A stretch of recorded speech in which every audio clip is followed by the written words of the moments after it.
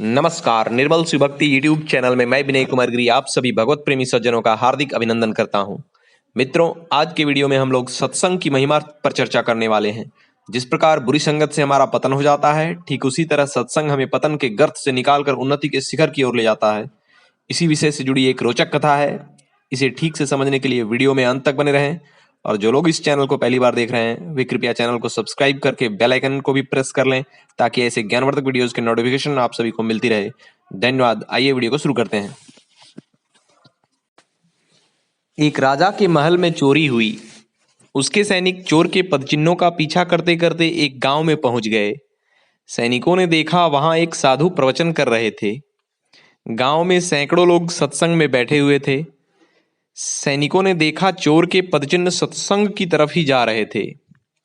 सैनिक सत्संग की समाप्ति का इंतजार करने लगे। सत्संग में आए महात्मा ने कहा, भगवान का कहना है कि पापी से पापी मनुष्य भी यदि मेरी शरण में आ जाए और सच्चाई की राह पर चलने का संकल्प हृदय से ले ले, तो मैं उसे रक्षा का वचन देता हूं और उसके सभी पाप हर लेता हूं।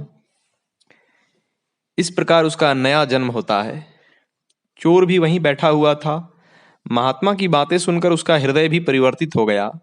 उसने कहा, अब मैं कभी चोरी नहीं करूंगा और स्वयं को भगवान की शरण में रखता हूं।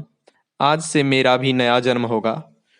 सत्संग समाप्त होने पर जब सब लोग घर जाने लगे तो सैनिक उनके पैरों के निशान ध्यान से देखने लगे और उन्होंने चोर को पकड़ लिया। सैनिक उसे राजदरबार में ले गए।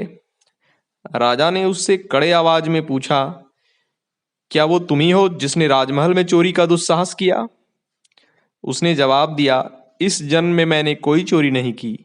मैंने धर्मपूर्वक जीवन जीने का संकल्प लिया है और ईश्वर पर पूर्ण विश्वास रखता हूं। सैनिकों ने कहा, महाराज यह झूठ बोल रहा है। इसके पैरों के निशान के आधार पर हमने इसे पकड़ा है। राजा ने कहा, इसके हाथ को गर्म सलाखों से जलाओ, तभी यह सच उगलेगा।